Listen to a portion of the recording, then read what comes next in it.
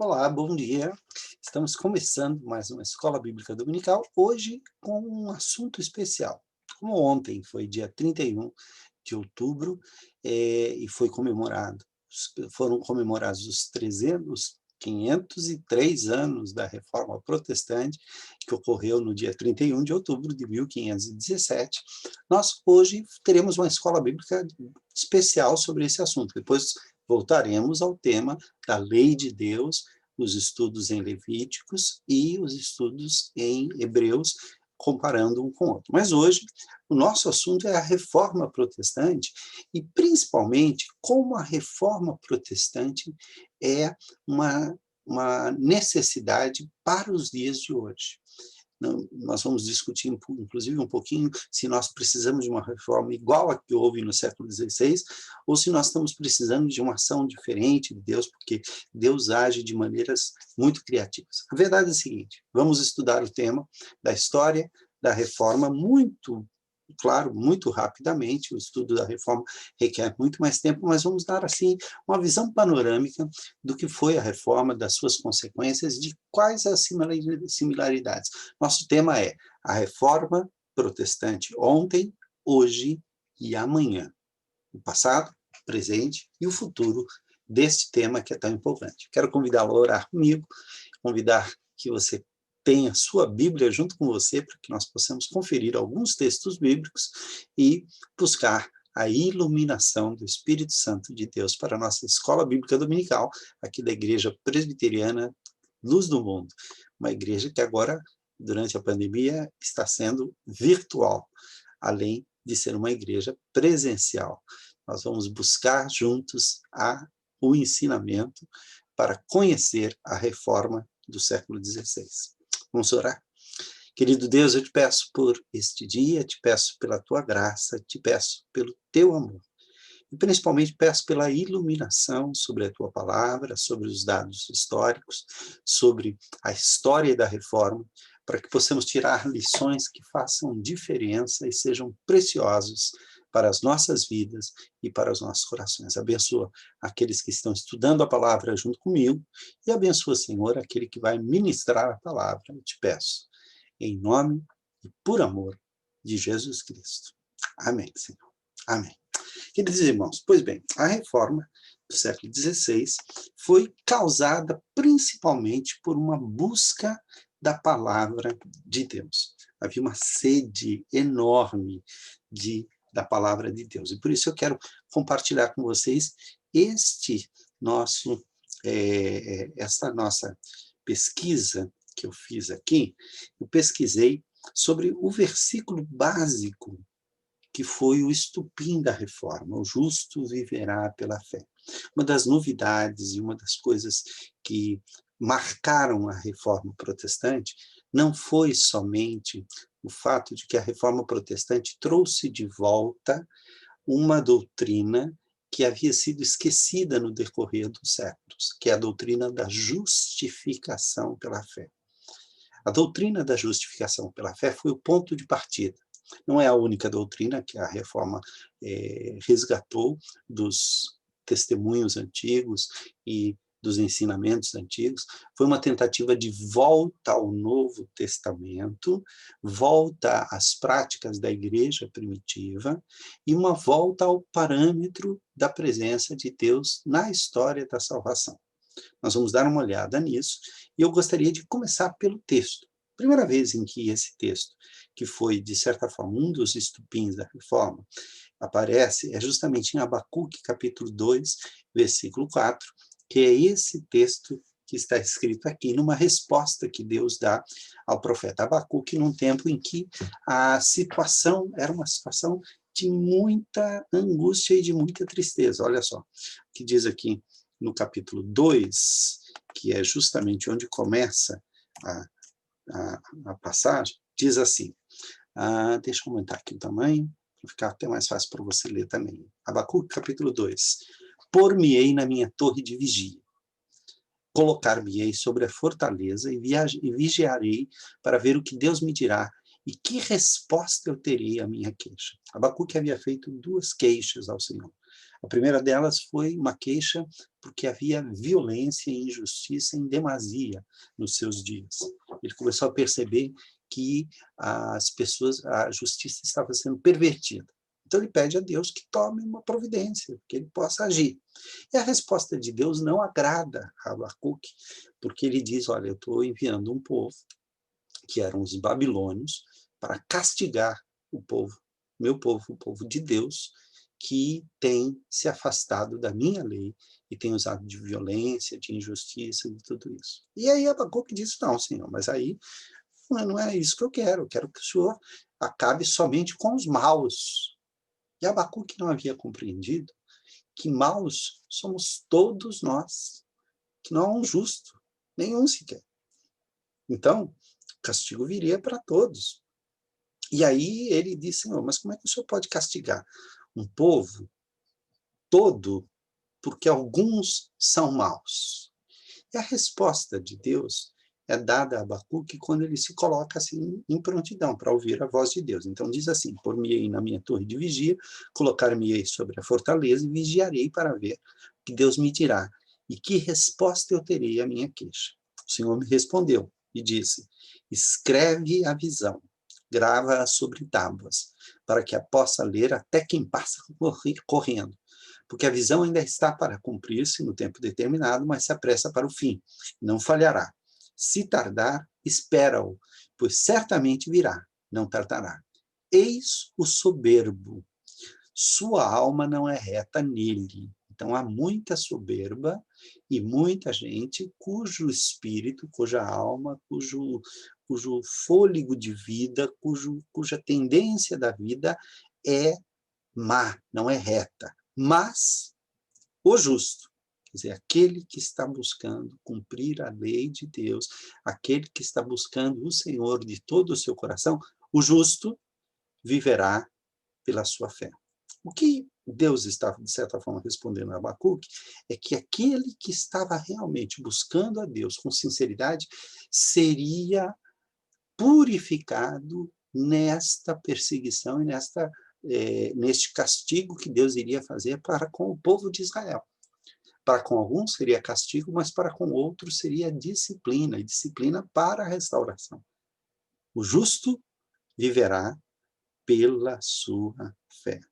A pesquisa que eu fiz aqui continua mostrando que na Bíblia, o primeiro lugar onde ela vai aparecer no Novo Testamento, esse mesmo versículo, diz assim, que Deus está aqui no versículo, capítulo 1 de Romanos, versículo 17, mas nós vamos ler a partir dos versículos anteriores, que diz assim, né? Pois não me envergonho do Evangelho, da boa notícia da salvação, porque é o poder de Deus para a salvação de todo aquele que crê. E aí entra que a salvação, né, o Evangelho é o poder de Deus para a salvação de todo aquele que crê.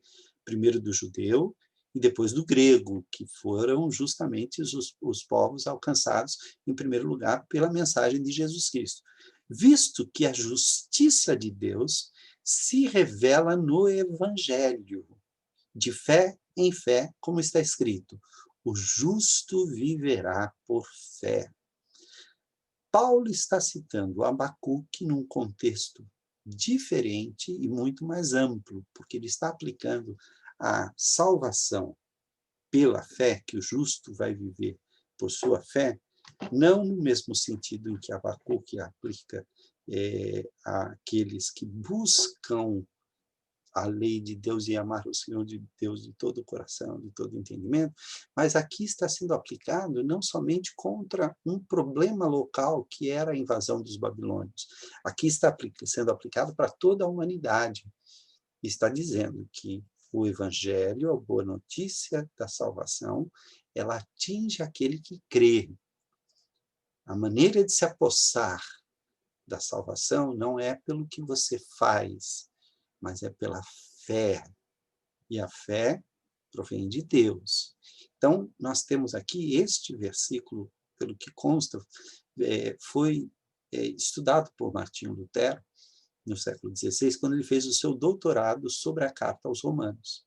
Mas Paulo não cita o texto de Abacuque somente em Romanos. Paulo também cita o texto de Abacuque lá no livro de Gálatas, capítulo 3, versículo 11. E ele está falando justamente pela salvação, da salvação. Que a salvação não pode ser alcançada pela prática da lei, porque ninguém consegue praticar a lei. A salvação é alcançada através da fé que vai justificar o pecador quando ele crê. Então, olha o que ele diz aqui. É evidente que pela lei, ninguém é justificado diante de Deus. Não há como ser justificado pela lei, porque a lei condena. O justo viverá pela fé. Ora, a lei não procede de fé, mas aquele que observar os meus preceitos, os seus preceitos, por eles viverá. Cristo nos resgatou da maldição da lei, fazendo-se ele próprio maldição em nosso lugar, porque está escrito: maldito todo aquele que for pendurado no madeiro, para que a bênção de Abraão chegasse aos gentios em Jesus Cristo, a fim de recebermos pela fé o Espírito prometido. E esta é um dos 5 grandes lemas da reforma. A reforma tem 5 grandes lemas que eu vou mostrar para vocês daqui a pouquinho. A lei não pode invalidar a promessa, ok? Esse texto também é citado pelo escritor da Carta aos Hebreus. A Carta aos Hebreus diz assim que... vamos lá, está aqui. Ele está falando justamente da fraqueza espiritual dos... É um texto, inclusive, que nós estudamos esses dias, está falando aqui da fraqueza espiritual dos cristãos hebreus, que estavam como que na infância da fé e não estavam compreendendo certas coisas importantes. Então, olha só, com efeito, tendes necessidade de perseverança, para que, havendo feito a vontade de Deus, alcanceis a promessa. Porque ainda dentro de pouco tempo, aquele que vem virá, e não tardará. Ele está citando Abacuque também. Todavia, o meu justo viverá pela fé. Estes textos todos nos mostram, e aqui eu quero mostrar para você, um dos 5 pontos, quer dizer, na verdade, as 5 chamadas solas da reforma protestante do século XVI. As 5 solas era uma maneira de dizer que quando como ainda se falava o latim era a língua especial, a reforma procurou traduzir em lemas chamados sola, porque era somente, era uma maneira em latim de dizer somente, e esses lemas foram colocados em forma de frases. Então, quais são os 5 solas da reforma protestante? Sola gratia. Somente a graça é a fonte de salvação, não as obras. Não as obras. Aqui nós já temos uma elaboração da teologia de Lutero, que começou pela fé. E, em seguida, sola fide, somente a fé é o canal, é o meio pelo qual nós podemos alcançar a graça. E quem é que nós devemos ter como objeto de fé? Solos Christus. Não há outra pessoa em quem nós devemos depositar a nossa fé, a não ser através de Cristo. Porque eu sou o caminho, a verdade e a vida, disse Jesus, e ninguém vem ao Pai a não ser por mim. A outra sola que mais tarde foi acrescentada, que foi o sola scriptura. Somente as escrituras do Antigo e do Novo Testamento são a nossa única regra de fé e prática. E somente soli Deo glória. Glória somente a Deus. Só Deus merece toda reverência, toda e qualquer veneração, adoração, toda glória pertence ao Senhor. Pois bem, eu quero mostrar para vocês, então, o que é que a gente pode falar sobre esta reforma protestante do século XVI. Vamos ver essa apresentação aqui em PowerPoint, para a gente poder trabalhar e continuar buscando aqui juntos a palavra de Deus. Então, essa é uma figura clássica de Lutero, e aí começa justamente a história, quer dizer, nós temos não o começo, mas aquilo que seria talvez o ápice da reforma, o ponto marcante, o ponto da virada. No dia 31 de outubro de 1517, esse monge de linha agostiniana, depois de passar por muitas lutas pessoais, depois de passar por uma peregrinação espiritual buscando a presença de Deus, ele que foi um homem extraordinariamente voltado para as coisas de Deus. Ele havia resolvido se tornar monge por causa do medo da perdição eterna. Ele presenciou um relâmpago, um raio que caiu perto de uma árvore, ou melhor, caiu numa árvore perto dele, e ficou tão aterrorizado que ele prometeu consagrar a vida dele a Deus, porque ele tinha medo de ir para o inferno. E quanto mais ele lia e estudava e ouvia os ensinamentos da igreja, que era a Igreja Católica Apostólica Romana, havia a Igreja Oriental, que era uma igreja dos gregos e tal, havia se separado lá por volta do ano 1000, mas no Ocidente quem imperava era a Igreja Católica Romana. Todos que tentavam levantar-se contra o predomínio, a hegemonia da Igreja Católica eram simplesmente destruídos. E eram destruídos através de um instrumento muito poderoso que a Igreja tinha, que era a Inquisição, a Santa Inquisição. A Inquisição, ao contrário do que muita gente pensa, não matava as pessoas. A Inquisição condenava. E o que ela fazia era o seguinte: havia uma espécie de acordo entre o rei, entre os principados, entre aqueles que estavam no poder. Essa é uma época da história em que começam a surgir os reinos, os países, as pátrias individuais, começa a haver uma certa divisão por língua, por território, por preferências e tal. Então começam a surgir vários reis, e a Igreja Católica tinha uma espécie de contrato com todos esses reis, porque eles diziam que Deus tinha duas espadas. Está baseado naquele texto em que Jesus pergunta aos seus discípulos: vocês têm aí alguma arma? E Pedro disse: olha, temos aqui duas espadas. Ele disse: isso está bom, isso serve, para que ele pudesse ser contado entre os salteadores, pudesse cumprir a profecia acerca dele. Ok. A Igreja Católica, algum tempo antes, havia formulado uma doutrina das duas espadas, que uma espada era a espada religiosa e a outra espada era a espada temporal. Então, uma espada foi dada ao bispo de Roma, ao Papa, e a outra espada foi dada ao rei local, qualquer que fosse.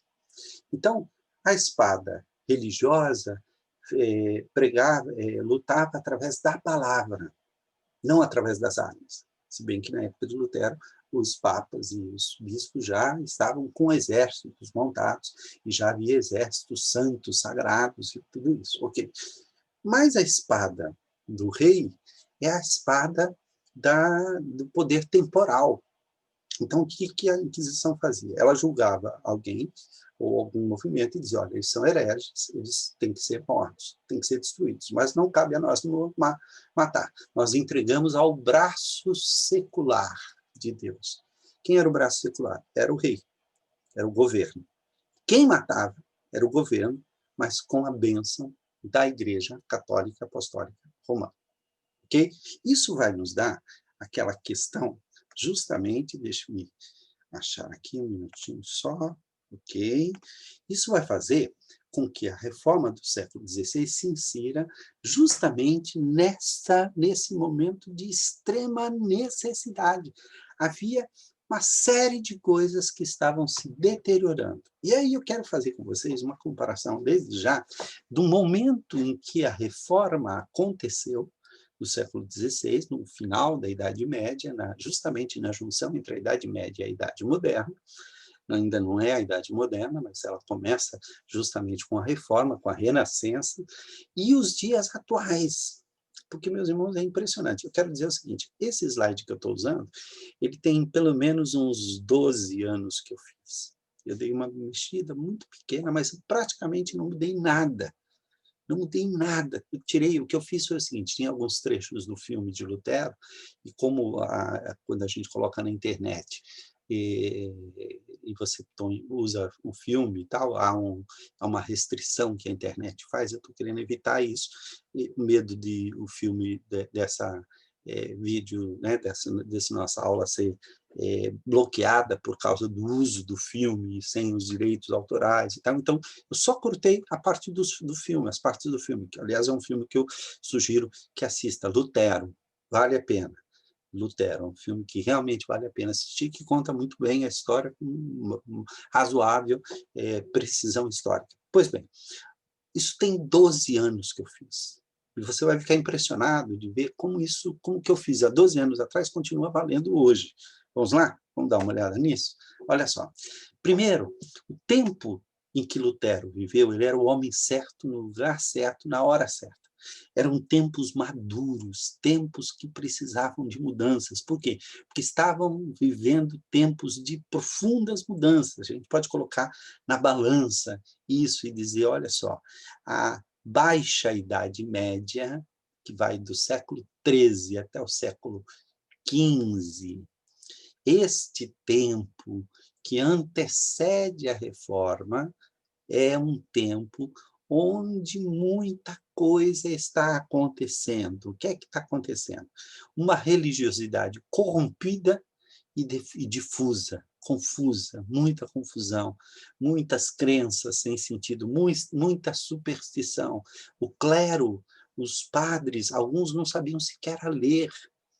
Os monges, que eram muito mais eruditos, eles escondiam a Bíblia das pessoas. A Bíblia era acorrentada nos púlpitos das igrejas e somente o clero, somente o pároco, somente o padre que era treinado e que tinha toda aquela doutrina tinha acesso à palavra de Deus. Isso num tempo em que a imprensa foi inventada, o primeiro livro a ser impresso foi justamente a Bíblia, mesmo assim, a Bíblia não era dada para as pessoas lerem. Então, havia a possibilidade de que houvesse uma grande divulgação, porque a imprensa estava existindo, e aí mais pessoas estavam tendo acesso às coisas escritas, porque antes era tudo copiado à mão.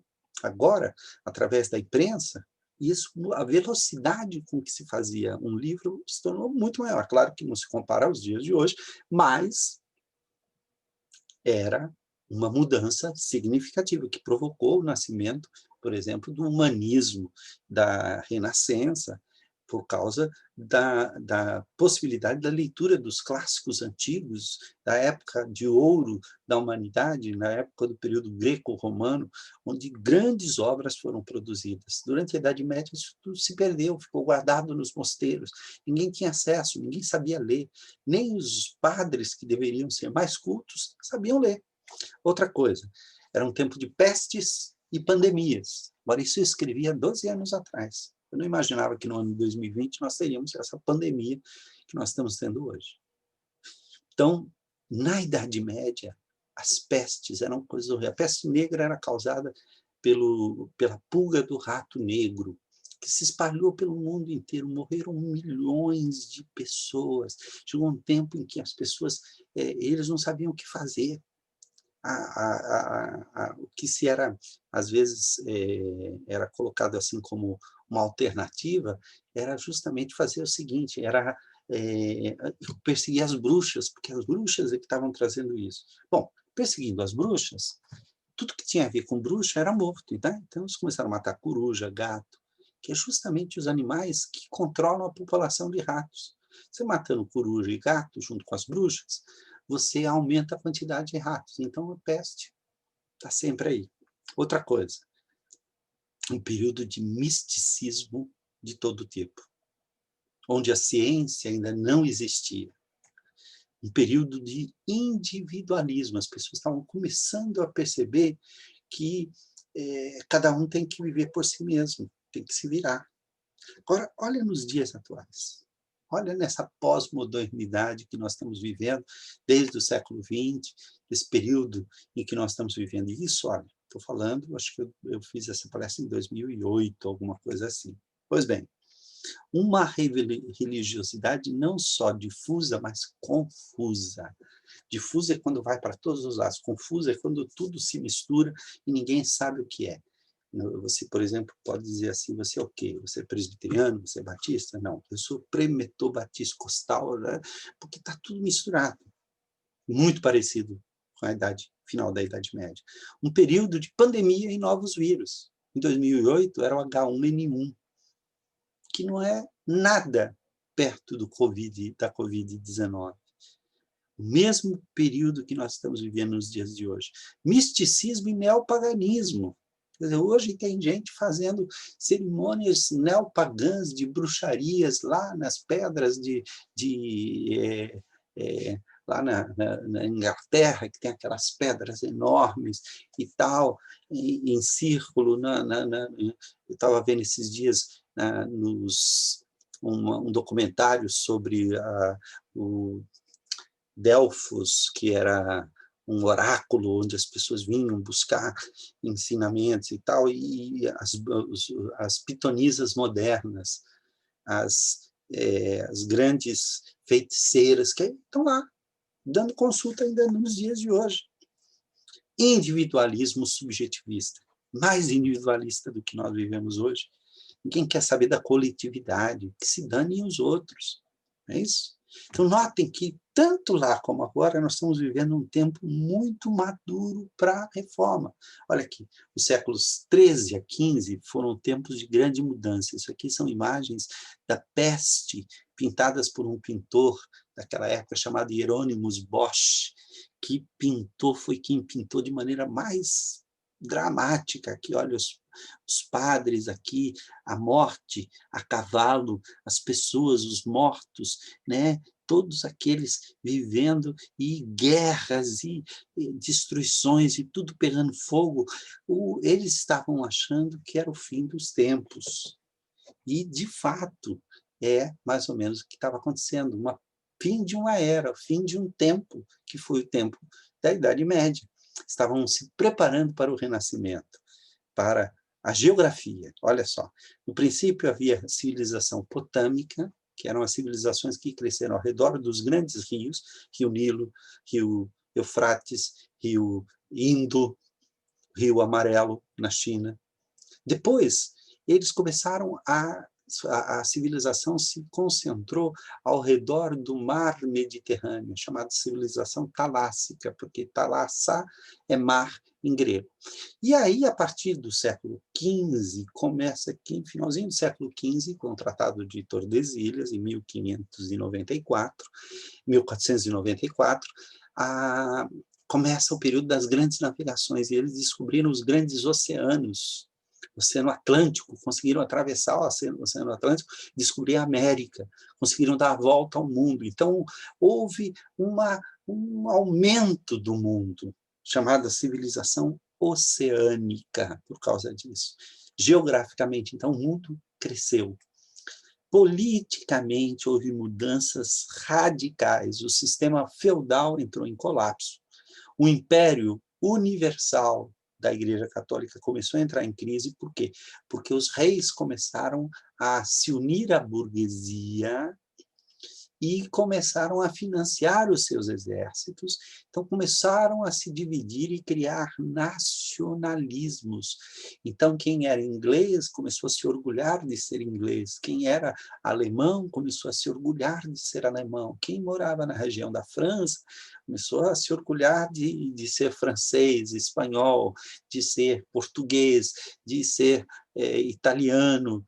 Percebam, nós estamos vivendo hoje um tempo de nacionalismos exacerbados. Ninguém mais quer se unir com outro país. Então, a mesma mudança que ocorreu na Idade Média está acontecendo hoje. Na economia, né? O declínio da importância da agricultura e da terra. Antes mandava quem tinha terra, quem tinha tal, mas por causa do sistema feudal cair, começa a surgir a burguesia, o comércio e muito pouco ainda a indústria. Os pequenos comerciantes começaram a se transformar em burgueses, os bancos começaram a dominar. Então, olha só, o surgimento da burguesia já existia, mas seria a ascensão da burguesia, a valorização do comércio, dos bancos, e a manufatura e o artesanato sendo colocado como o primeiro produto da era industrial, vamos dizer assim, gerando o começo do capitalismo.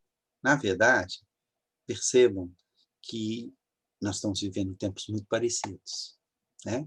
Houve também uma mudança social, e essa mudança social passou daquela organização horizontal, onde o cara que nascia escravo era escravo até o fim da vida, quem nascia artesão era artesão até o fim da vida, quem nascia na nobreza era nobre até o fim da vida, e os filhos herdavam suas riquezas. Mas começou a haver uma espécie de ascensão social. Pessoas que conseguiam trabalhar, principalmente os burgueses, começaram a fazer uma organização vertical, menor ainda, pequena ainda, mas a classe média começa a surgir, e a classe média é que vai fazer diferença nessa história. A intelectualidade foi marcada pela redescoberta de Aristóteles, quer dizer, na verdade, os árabes trouxeram Aristóteles para o Ocidente, e um interesse pela antiguidade clássica. Com a queda de Constantinopla, fugiram muitos sábios, muitos monges, trazendo documentos antigos e tal, e o Ocidente foi invadido por um monte de livros novos. Nós temos o escolasticismo no final da Idade Média, né, liderado principalmente por Tomás de Aquino, e o nominalismo, que é a decadência do escolasticismo. Ok. Na religiosidade, olha só, hegemonia da fé, quer dizer, só um quer ser dono da fé, só um está certo, e os outros são esmagados. Nós estamos vivendo um tempo muito parecido, onde a minha verdade está em cima dos outros, e o outro tem que ser destruído. Isso é comum no islamismo, está começando a se tornar comum dentro de alguns tipos de cristianismo, e é comum no judaísmo, é comum em todas as grandes religiões. O individualismo que começa a surgir, as pessoas começam a pensar muito mais em termos de eu do que em termos de nós, um desejo por uma fé mais simples, sem tanta cerimônia, sem tanta coisa. As pessoas não estão assim, tem um monte de desigrejado que não aguenta mais a igreja, e contestadores da igreja. Pessoas começaram a contestar a igreja. Por quê? Porque a igreja se corrompeu. Hoje a igreja está se corrompendo também. E mesmo a igreja que não se corrompe, ela está sendo contra que esse homem tentava colocar a Lutero mais tranquilo, mas ele não aguentava nem as confissões do Lutero, porque Lutero confessava horas e horas, porque cada hora que ele lembrava um pecado, ele queria se confessar. Bom, na modernidade, a gente tem também uma grande coisa, a geografia, né? O que está acontecendo? Os nacionalismos estão acabando, né? Mas não, agora eles estão voltando. E de uma forma muito perniciosa, de tal forma que cada nação, isso aconteceu no final do período antes da Segunda Guerra Mundial, e as pessoas se tornaram tão nacionalistas que ocorreu a guerra para mostrar quem é superior à raça superior. Nós vivemos numa aldeia global, o globalismo está sendo agora atacado e tal. As fronteiras nacionais caem diante da nova ordem econômica. Então, agora não importa mais. O Trump está tentando impedir a China de invadir com seus produtos os Estados Unidos e tentando fazer com que vão comprar produtos só fabricados, mas não tem mais jeito. Tem mais jeito, um Apple. Se a China resolver falar assim, olha, eu vou parar de vender para a Apple, acabou, não tem mais o telefone da Apple, que é um símbolo. Nós estamos tendo aquela questão das multinacionais, quer dizer, a economia está globalizada, não há mais o que fazer com respeito a isso. Na política, bom, vamos ver o que eu escrevi aqui. O fim das ideologias que marcaram o século XX. Engraçado, né?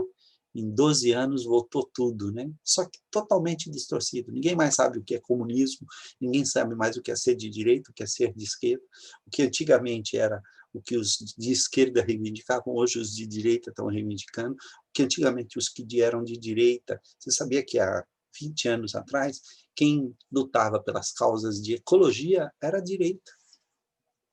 Hoje, não é mais. Eles estão contra. O sistema democrático continua em crise. Estão surgindo pseudo-ditadores querendo mandar sozinhos, em vários países, no Brasil, inclusive. Certo? Ditaduras marcadas pelo fundamentalismo. O que quer dizer isso? O fundamentalismo islâmico é aquele que diz assim, olha, eu estou certo, quem está errado é o resto do mundo, e o resto do mundo, quem não concordar comigo, se eu tiver poder, eu mato. Na economia, a globalização que está sendo atacada, uma crise econômica mundial que eu não imaginava 12 anos atrás que iria existir, uma nova crise, como aconteceu em 1920, recessão, os países todos em recessão, desemprego, especulação financeira, gente querendo ganhar com a desgraça do mundo, e os novos mercados e tal, nem isso existe mais. Nós estamos vivendo um tempo que não se dá para imaginar, um tempo de grandes mudanças. Olha aqui, no aspecto social, desintegração da família tradicional, isso já há 12, 15 anos atrás, novos tipos de família, migrações para os centros de riqueza, gente querendo ir para os Estados Unidos, gente querendo ir para a Europa, gente querendo ir, mas não tem riqueza mais lá. Xenofobia, quer dizer, medo, raiva do estrangeiro, e preconceitos. Preconceito com quem é diferente, preconceito com quem não pensa como a gente. A gente não dá mais liberdade das pessoas. A liberdade que Deus dá, nós não damos. Deus dá liberdade para as pessoas pensarem diferente. Nós não admitimos. Intelectualidade. Um subjetivismo individualista. Né? A especialização mas gente que se acha especialista sem nunca ter estudado. Uma quebra da racionalidade e do racionalismo. Então, duvidar da ciência, não acreditar em nada. O crescimento acelerado da tecnologia e a valorização do saber sobre o fazer.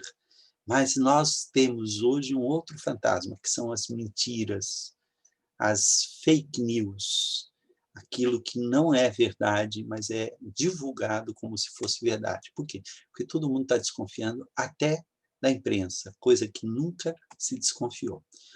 Um sincretismo religioso, um liberalismo teológico, que significa deixar de crer, um neoliberalismo, deixar de crer nas grandes verdades do Evangelho, o misticismo, um novo fundamentalismo, gente maluca tem por aí que acha que mulher não pode nem orar na igreja, não pode cantar, não pode nem dar aula para a escola bíblica dominical. E isso dentro do presbiterianismo, dentro das igrejas batistas tradicionais.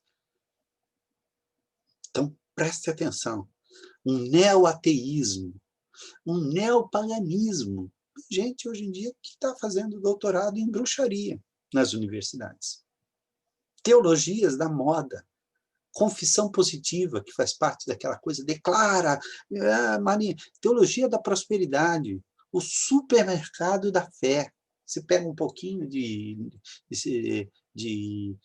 música daqui dessa igreja, pega o pregador ali, o Hernandes Dias Lopes, pega o outro pregador que diz exatamente o contrário do Hernandes Dias Lopes, e você acha que ele está dizendo a mesma coisa. Olha a maluquice que existe por aí, ó. Isso é um congresso. Congresso evangélico. Olha aí.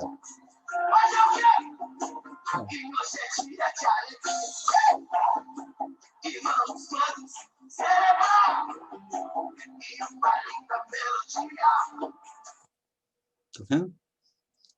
Há semelhanças e há demandas. Olha aí. Na pré-reforma e na pós-modernidade. Sede de poder, hegemonia religiosa, quer dizer, querer ser um só e mandar em tudo. Hoje existe, eu já falo sobre isso, simonia, sabe o que é simonia? É venda de vantagens religiosas, de cargos religiosos. Nepotismo é você colocar o seu filho para ser bispo, colocar o seu filho para ser deputado em seu lugar. Isso é nepotismo.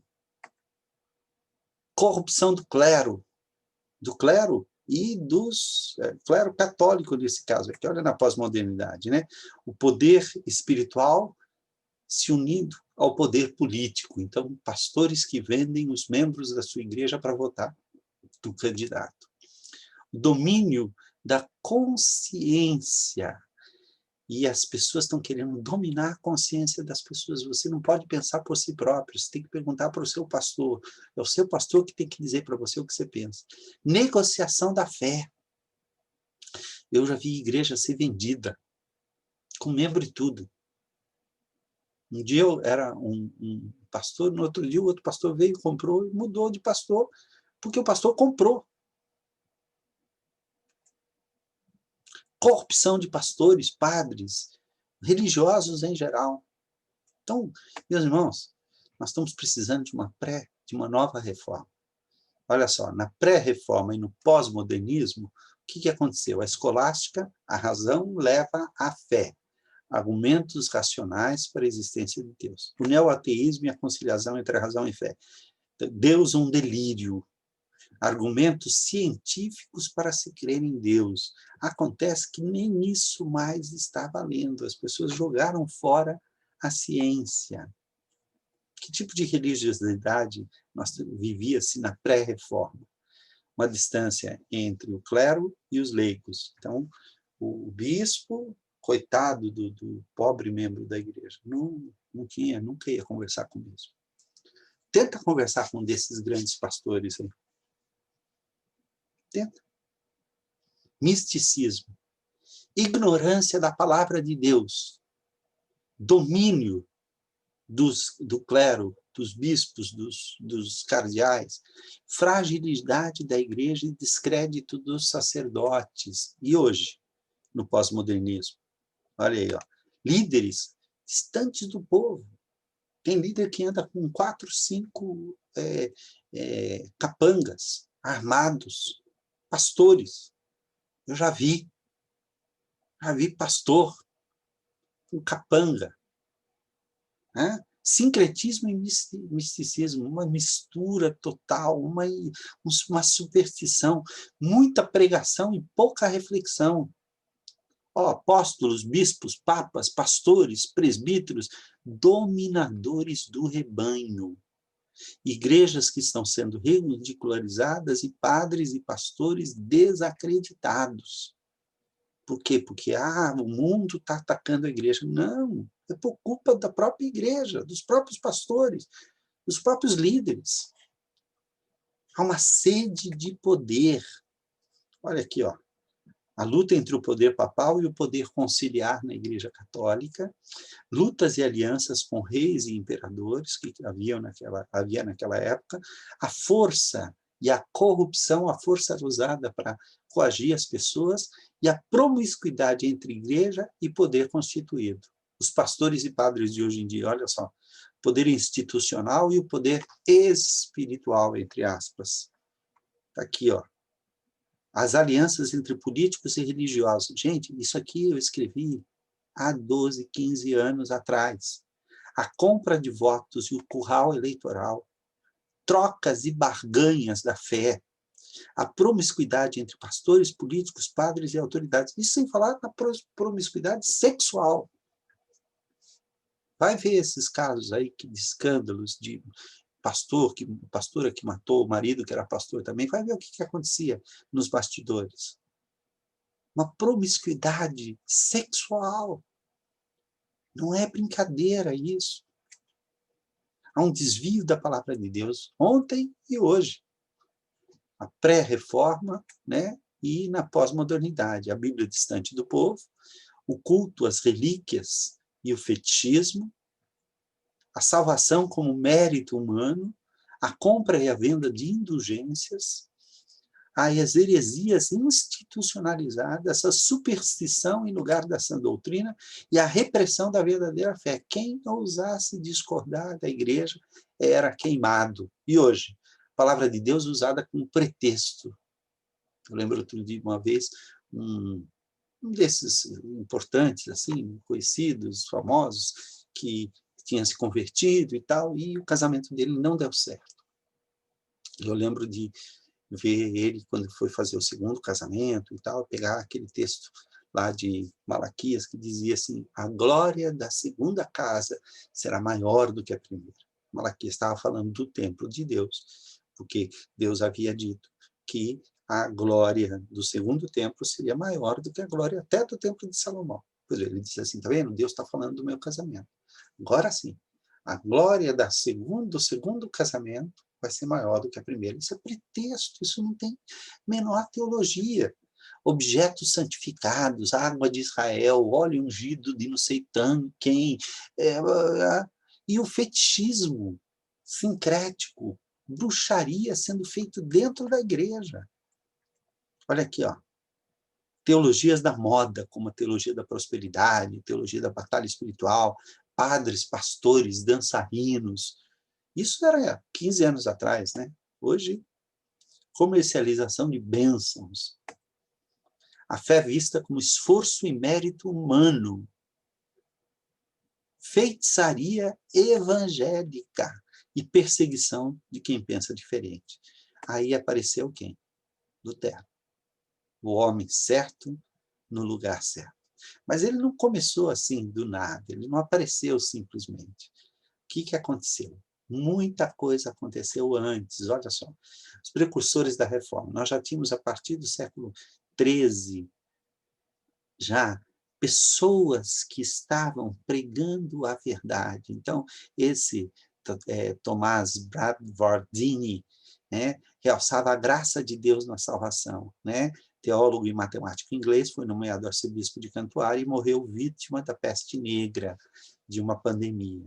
Gregório de Rímini, 1358, realçava a graça. Eles foram perseguidos pela igreja. João Wycliffe traduziu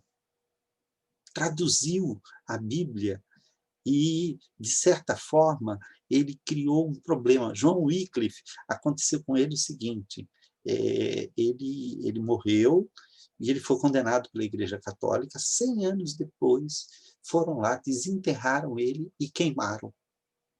Não conseguiram queimar ele em vida, queimaram ele morto. Por quê? Porque ele negava a heresia da hóstia, que é a transubstanciação.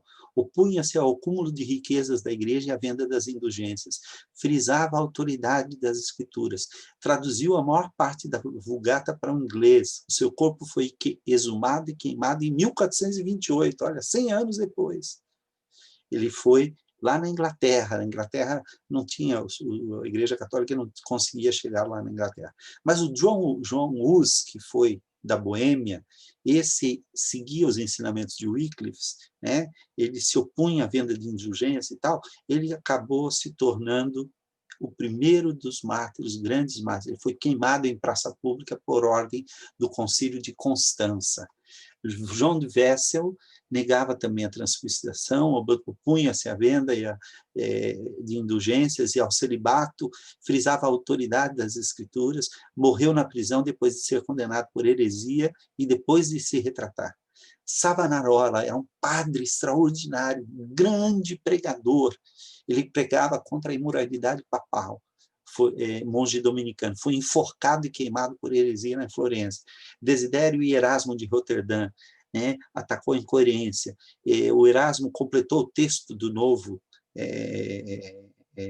Testamento grego, que foi usado por Lutero, e ele satirizou as falhas da igreja na obra Elogios da Loucura. Os 4 principais reformadores têm a história deles aqui. Nosso tempo é curto, nós temos Martinho Lutero, depois Ulrich Zwinglio, Martinho Lutero na Alemanha, Zwinglio na Suíça, João Calvino nasceu na França, mas foi também para a Suíça, em Genebra, ele criou o protestantismo de Genebra, e João Knox, na Escócia, o grande pai do presbiterianismo. Houve grupos também que surgiram da Reforma, que são chamados da Reforma Radical. Os anabatistas, que vão dar origem mais lá na frente aos batistas, os luteristas, que viveram lá na região da Morávia, os Schwenkfeldianos, eram místicos e eram seguidores desse Gaspar Schwenkfeld von Ossig, na Alemanha. Os menonitas, que existem até hoje, é um tipo de batismo, e os Amish, que são também conhecidos até hoje, principalmente nos Estados Unidos. Eles repudiavam os elos da igreja com o Estado, a igreja era considerada uma associação voluntária de crentes dedicados, repudiavam o batismo de crianças, praticavam a disciplina eclesiástica rígida, eram pacifistas, alguns praticavam a comunhão de bens e tal. Então, eram grupos que antecederam e sucederam a reforma.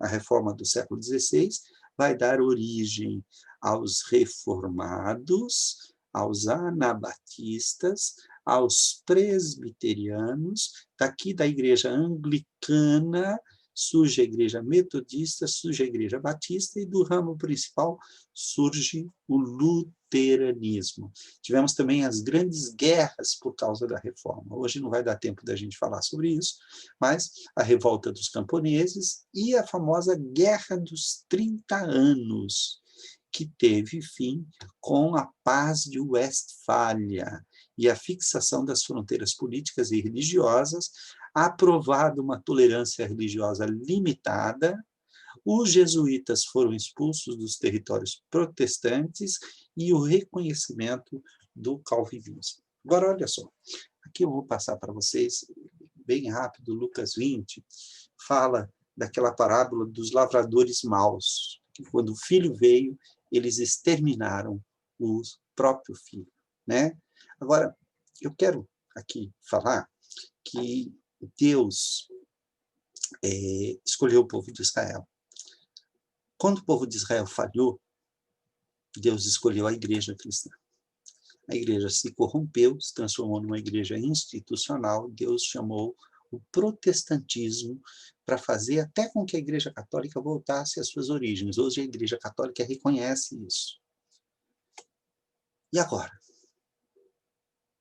Será que Deus não está procurando um novo povo pronto a fazer a vontade de Deus? E eu quero terminar aqui um exercício que nós fizemos lá na catedral, quando eu preparei esse slide. Pegamos as 95 teses de Lutero, estudamos e escolhemos algumas que a gente mudou a linguagem e transformou para os dias atuais. Querem ver? Olha aqui. Israel não cumpriu o seu propósito, a primazia foi dada à igreja cristã, a igreja cristã se corrompeu, Deus levantou o protestantismo será que cumpriu a sua missão? Que farei, pois? Qual será o nosso papel nessa história? Olha só o que Lutero diz. Aqui, onde está dízimos e ofertas, leia-se indulgências. Foi isso que nós fizemos. Deve-se pregar com muita cautela sobre os dízimos e ofertas, para que o povo não as julgue erroneamente como preferíveis às demais boas obras do amor. Essa é a tese 41. Na tese 43 diz assim, deve-se ensinar aos cristãos que, dando ao pobre ou emprestando ao necessitado, procedem melhor do que se participar de campanhas especiais para arrecadação de dinheiro para as igrejas. Lutero disse que era melhor dar aos pobres do que pagar indulgência. Deve-se ensinar aos cristãos que vem um carente e o negligencia para gastar com indulgências ou ofertas e campanhas, ele obtém para si não as bênçãos pretendidas, mas a ira de Deus. Deve-se ensinar aos cristãos que, se não tiverem bens em abundância, devem conservar o que é necessário para sua casa e, de forma alguma, desperdiçar dinheiro com ofertas e campanhas. Deve dar o dízimo, sim, mas ofertas, campanhas, o que gasta a maior parte do dinheiro do povo. Lutero falou de indulgência. Deve-se ensinar aos cristãos que a consagração de dízimos, ofertas e participação das campanhas de arrecadação é livre e não constitui obrigação. Deve-se ensinar aos cristãos que, se os pastores, né, aí ele falava padres e tal, aqui nós dissemos, os pastores, missionários, apóstolos, verdadeiramente crentes, soubessem das exações, né, das exigências dos pregadores de dízimos e ofertas, prefeririam reduzir a cinzas os seus templos e projetos a edificá-los com a pele, a carne e os ossos das suas ovelhas. Ofende-se a palavra de Deus quando, em um mesmo sermão, se dedica tanto ou mais tempo à pregação de dízimos e ofertas do que a ela, a pregação da palavra. Portanto, os tesouros do Evangelho são as redes com que outrora se pescavam homens possuidores de riqueza. Quando você pescava homens possuidores de riqueza, as riquezas vinham juntos e a igreja era abençoada. Em linhas gerais, é isso. Olha, os tesouros dos dízimos e ofertas, por sua vez, são as redes com que hoje se pesca a riqueza dos homens. Hoje, as pessoas não querem os homens, eles querem a riqueza deles. Estão nem aí com as pessoas. Terão que prestar conta os bispos, curas e teólogos, pastores, apóstolos e missionários que permitem que semelhantes sermões sejam difundidos entre o povo. Do mesmo modo, para que o Papa, apóstolos, missionários, bispos, pastores, cujas fortunas hoje são maiores do que as dos ricos mais crassos, não constroem com seu próprio dinheiro as suas igrejas, templos e ministérios, ao invés de fazê-los com o dinheiro dos pobres. Outro dia eu vi uma coisa dizendo assim, escuta, por que quando a gente precisa de dinheiro, o pastor fala para a gente orar a Deus? Quando ele precisa de dinheiro, ele pede para a gente. Gente, nós estamos vivendo um tempo em que as coisas precisam mudar. Por hoje, é o que nós vamos falar. Nós não vamos estender mais, mas eu quero pedir a Deus que abençoe a tua vida e que esse estudo tenha aberto os seus olhos para muita coisa que está acontecendo por aí. Que Deus te abençoe.